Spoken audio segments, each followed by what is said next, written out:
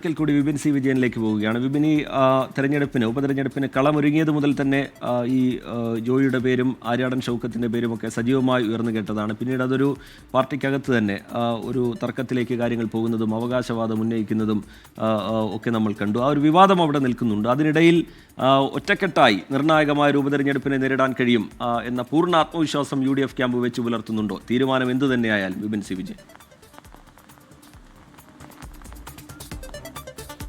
അതിപ്പോൾ ഒറ്റക്കെട്ടായിട്ട് പോകുമെന്നുള്ളത് തന്നെയാണ് നേതാക്കൾ പറയുന്നത്. കാരണം അത്തരത്തിലുള്ള ഒരു ധാരണയിലേക്ക് എത്തി എന്നുള്ളതാണ് നമ്മൾ ഈ ഘട്ടത്തിൽ മനസ്സിലാക്കുന്ന ഒരു കാര്യമുള്ളത്.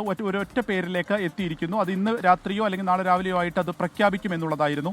ഈ ഒരു ഉപതെരഞ്ഞെടുപ്പ് പ്രഖ്യാപിക്കുന്ന ഒരു വേളയിൽ തന്നെ വലിയ രീതിയിലുള്ള ചർച്ചകളാണ് UDF ക്യാമ്പിനെ സംബന്ധിച്ചുണ്ടായിരുന്നത്. അതിൽ തന്നെ ആശയക്കുഴപ്പമുണ്ടായിരുന്നു. കാരണം VS ജോയിയോ ആര്യാടൻ ഷൗക്കത്തോ എന്നുള്ള ഒരു ചോദ്യമുണ്ടായിരുന്നു. നേതാക്കൾക്കിടയിൽ തന്നെ രണ്ടുപേരുടെയും നേട്ടങ്ങളും കോട്ടങ്ങളെയും സംബന്ധിച്ചുള്ള ചർച്ചകൾ നടന്നു. പലതവണ UDFന്റെ നേതാക്കൾ, ഘടകകക്ഷി നേതാക്കളൊക്കെ ആയിട്ട് സംസാരിക്കുകയും ചെയ്തു. പക്ഷേ അപ്പോഴും ആ ഒരു കൃത്യമായിട്ടുള്ള ഒരു പേര് എന്നുള്ളതിലേക്ക് എത്താൻ സാധിച്ചിരുന്നില്ല എന്നുള്ളത് തന്നെയാണ് വസ്തുത.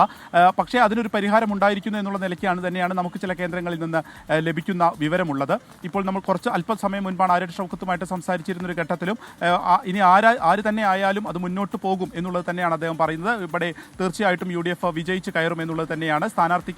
സ്ഥാനാർത്ഥി ആര് എന്നുള്ളതിനേക്കാൾ UDF വിജയിക്കുക എന്നുള്ളതാണ് പ്രാധാന്യം എന്നുള്ളത് ആര്യാടൻ ഷൗക്കത്ത് ഈ ഘട്ടത്തിൽ പങ്കുവയ്ക്കുന്നു. ഒപ്പം ആര്യാടൻ ഷൗക്കത്ത് LDFിലേക്ക് എന്നുള്ള വ്യാപക പ്രചരണം ഒരു ഏപ്രിൽ മാസത്തിൽ മുഴുവനായി നമ്മൾ കണ്ടതാണ്. നമ്മുടെ ആര്യാടൻ ഷൗക്കത്തുമായി ബന്ധപ്പെട്ട് പറഞ്ഞത് മരിച്ചു കിടക്കുമ്പോൾ കോൺഗ്രസിന്റെ പതാക പുതയ്ക്കണം എന്നുള്ളതാണ്. അതുകൊണ്ട് തന്നെ മറ്റെവിടേക്കും പോകുന്നില്ല എന്നുള്ളത് കൃത്യമായി തന്നെ അദ്ദേഹം ആ നിലപാട് വ്യക്തമാക്കുകയും ചെയ്തിരുന്നു. ഈ ഒരു ഘട്ടത്തിൽ കൂടിയാണ് ഇപ്പോൾ സജീവമായിട്ടുള്ള ഒരു രാഷ്ട്രീയ പോരാട്ടം. അത് LDFിന്റെ പൂർണ്ണ അർത്ഥത്തിൽ തെരഞ്ഞെടുപ്പ് ആവേശത്തിലേക്ക് പോവുകയാണ്. കേരള രാഷ്ട്രീയം ഇനി നിലമ്പൂരിലേക്ക് ഉറ്റുനോക്കുകയാണ്. സ്ഥാനാർത്ഥി പ്രഖ്യാപനമടക്കം LDFിന്റെയും UDFിന്റെയും സ്ഥാനാർത്ഥി പ്രഖ്യാപനമടക്കം ഉടനുണ്ടാകും. UDFിന്റെ സ്ഥാനാർത്ഥി പ്രഖ്യാപനം ഒരുപക്ഷെ ഇന്ന് തന്നെ ഉണ്ടാകാനുള്ള സാധ്യതയും തള്ളിക്കളയാൻ കഴിയില്ല.